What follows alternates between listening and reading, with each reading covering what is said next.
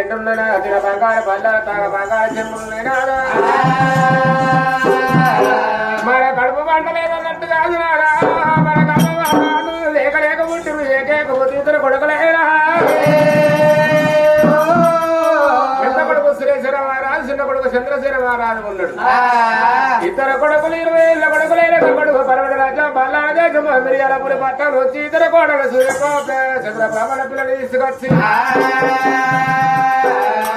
ఇద్దరు కొడుకుల కారణంగా పెళ్లి చేసిన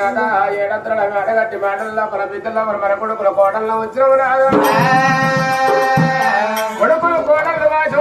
రాదా ఒకనాడు తిరుగున్నాడు 12 పండుగ పవిత్ర పండుగ అంటే